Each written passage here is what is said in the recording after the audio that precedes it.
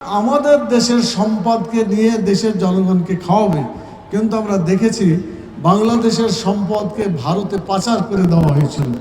আপনাদের মনে আছে কিনা মেজর জলিলের লেখা বই যদি আপনারা পড়ে থাকেন, অথবা যারা ইতিহাসের ছাত্র তারা দেখবেন বাংলাদেশের সোনালী আঁশ পাট ধ্বংস করা হয়েছে। এই পাটের নাম ছিল সোনালী আঁশ, কিন্তু এটাকে এমনভাবে ধ্বংস করা হলো যার ফলে শেষ পর্যন্ত নাম হলো যে সোনালী আঁশ নয়, এটা হলো কৃষকের গলার ফাঁসে পরিণত হয়েছে।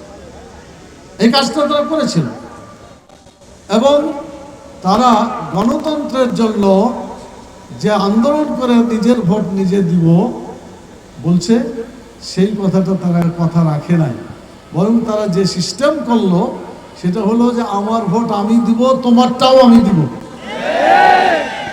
বলেন ঠিক কথা কিনা? বৃদ্ধ লোক, পুরুষ, মহিলা, ছাত্র যারা প্রথম ভোট দিতে গিয়েছে বড় আশা করে, তখন বলছে, বৃদ্ধ বলছে, চাচা আশা দরকার নাই, ভোট আপনার হয়ে গেছে। মহিলা আসছে যে চাচি আপনার আসার দরকার নাই, ভোট আমরা দিয়ে দিয়েছি আপনার। স্কুলের নতুন যারা ভোটার, জীবনের একটা স্বপ্ন যে আমি ভোট দিতে পারবো, তাদেরকে বলা হচ্ছে আর দরকার নাই, বাড়ি চলে যাও, তোমাদের ভোট হয়ে গেছে।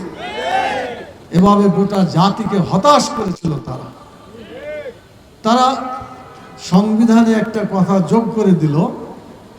আমাদের মনে আছে আপনাদের, বাংলাদেশ জামাত ইসলামীর সাবেক আমির অধ্যাপক গোলাম আজম, তিনি দুটি কথা বলেছিলেন। একটি বলেছিলেন, বাংলাদেশে যদি গণতন্ত্র রাখতে হয় তো ভোট যারা পরিচালনা করবে তাদেরকে নিরপেক্ষ হতে হবে। সেই ফর্মুলা দিয়েছিলেন তিনি কেয়ারটেকার সরকার প্রতিষ্ঠার ব্যাপারে। এটা আল্লাহর মেহেরবানি প্রথম দিকে সবাই মেনে নিল এবং সংবিধানে অন্তর্ভুক্ত হলো, কিন্তু পতিত স্বৈরাচার যখন তার জনসমর্থন হারাতে লাগলো তখন বলল যে এইভাবে চললে তো আমরা থাকতে পারবো না ক্ষমতায়, অতএব এটাকে বাদ দাও, এখন সংবিধানে লিখে দাও যে দলীয় সরকারের অধীনে নির্বাচন হবে। এটা করে নাই তারা? তো দলীয় সরকারের অধীনে নির্বাচন হলে এটা কি নিরপেক্ষ হবে? কিছুতেই হবে। তো এটা তিনি বলেছিলেন, কিন্তু তারা বাদ দিয়ে দিল। দলীয় সরকারের অধীনে এই নির্বাচন করতে গিয়ে বহু মানুষকে তারা বিভিন্নভাবে অত্যাচার, নির্যাতন, জুলুম, নিষ্পেষণ, জেলখানা থেকে শুরু করে আয়না ঘর, এমন কোনো জিনিস বাদ নাই যেখানে তাদের উপর জুলুম অত্যাচার করা হয়নি। বাংলাদেশের সংবিধানে কোরআন সুন্নাহর আইনকে অন্তর্ভুক্ত করতে হবে। জাতীয় সংসদে গেলেই কিন্তু সমস্ত জায়গায় আইন চলে যায়। যারা জাতীয় সংসদে পাশ করে তাদের আইনই তো দেশে চালু হয়।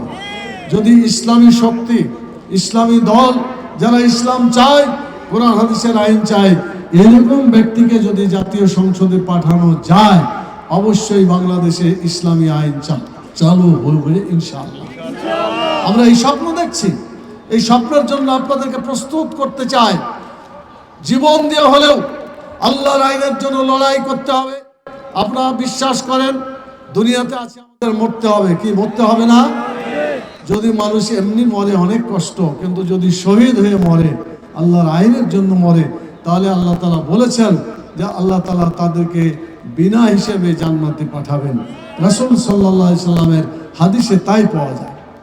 অতএব বাংলাদেশে কোরআনের আইনের জন্য যদি বুকের তাজা রক্ত দিতে হয়, বাংলাদেশের টেকনাফ থেকে তেঁতুলিয়া পর্যন্ত মানুষের মুখে যদি হাসি ফুটাতে হয়, তাহলে বাংলাদেশের জাতীয় সংসদে কোরআনের আইনকে বিজয়ী করতে হবে। এই বিজয়ী করার জন্য আপনাদেরকে প্রয়োজন হলে বুকের তাজা রক্ত দিয়ে শহীদের মাধ্যমে কাজ করতে হবে। আপনারা কি রাজি আছেন?